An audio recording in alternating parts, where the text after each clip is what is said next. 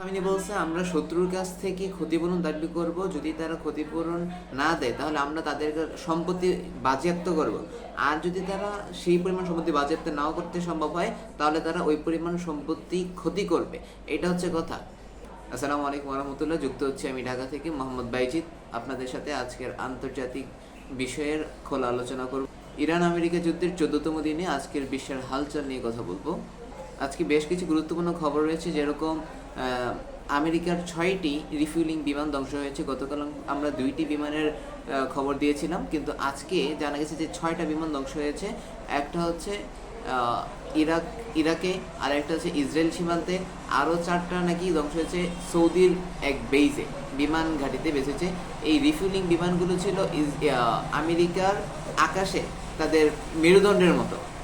Iran যেহেতু তাদের সক্ষমতা কেড়ে নিয়েছে, আমেরিকার মেরুদণ্ড ভেঙে দেওয়ার চেষ্টা করতেছে, তাই ইরান আবার চেষ্টা করতেছে আমেরিকা চেষ্টা করতেছে ইরানের কলিজায় কামড়ে দেওয়া। ইরানের কলিজা হচ্ছে খার্ক দ্বীপ।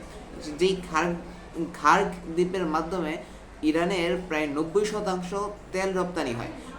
এই খার্ক দ্বীপ ইরানের অর্থনীতির জন্য বেশ গুরুত্বপূর্ণ, বিশেষ করে তেল রপ্তানির জন্য খুব গুরুত্বপূর্ণ। কেননা দেখা যায় যে এটা ইরানের সীমান্তের কাছাকাছি, মানে ইরানের ভৌগোলিক সীমান্তের ভিতরেই একটা দ্বীপ। এর মাধ্যমে প্রায় ওদের দেখা যায় যে সকল জাহাজগুলো ওদের মূল ভূখণ্ডে গিয়া কী করতে না ভিড়তে পারে না, সেই জাহাজগুলো এইটা যেহেতু দ্বীপ এবং সমুদ্রের এই দ্বীপ থেকে মোটামুটি যথেষ্ট গভীর, যেখানে জাহাজ পৌঁছানোর মতো, তাই সেখানে তাদের সকল জাহাজগুলো ভিড়ে এবং এখান থেকেই তাদের প্রায় দেশের 90% কি বলে 90% তেল রপ্তানি করা হয়। এই 90% এবং এই তেল রপ্তানির মাধ্যমে তাদের ইরানের যে আইআরজিসি বাহিনী, সেই বাহিনীর অর্থ মোটামুটি এখান থেকে সংগ্রহ করা হয় এবং তাদের প্রায় সমস্ত বাজেটের 40% এখান থেকে আসে, এই খার্ক দ্বীপের আয় থেকে আসে।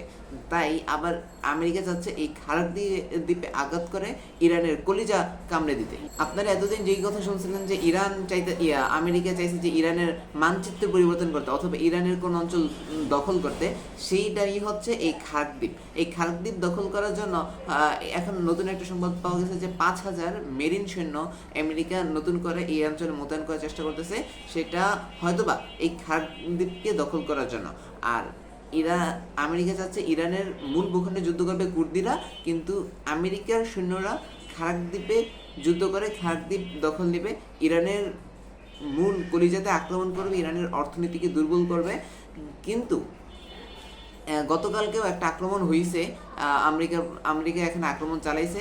তারা জানিয়েছে যে তারা সেখানে সামরিক স্থাপনাগুলোতে আক্রমণ করছে, কিন্তু কোনো ধরনের তেলের ট্যাঙ্কার আক্রমণ করে নেই, কারণ তেলের ট্যাঙ্কার আক্রমণ করাটা তাদের জন্যই বিপজ্জনক। তাছাড়া হামাস আজকে একটা বার্তা দিছে ইরানকে, যদি তারা যেন উপসাগরীয় অন্যান্য মুসলিম মিত্র রাষ্ট্রগুলোকে আক্রমণ না করে, তবে ইরানের নিজের স্বাধীনতা রক্ষা করার অধিকার রয়েছে। হামাস এটা বিশ্বাস করে, কিন্তু তারা চায় না কোনো মুসলিম রাষ্ট্র আক্রান্ত হোক। এবং বেশ কিছু উপসাগরীয় মিত্র, আমেরিকার উপসাগরীয় মিত্ররা, তারা আমেরিকার প্রতি আর এখন সন্তুষ্ট না, তারা আমেরিকার প্রতি ক্ষোভ জারছে, এই সংবাদও আসছে। তবে আজকে আমরা আমাদের লাইভটি সংক্ষেপ করব। আজকে লাইলাতুল কদরের একটা সম্ভাবনা রাত। আমরা সবাই দোয়া করব বিশ্বের শান্তির জন্য, কল্যাণের জন্য। সবাইকে ধন্যবাদ। আসসালামু আলাইকুম।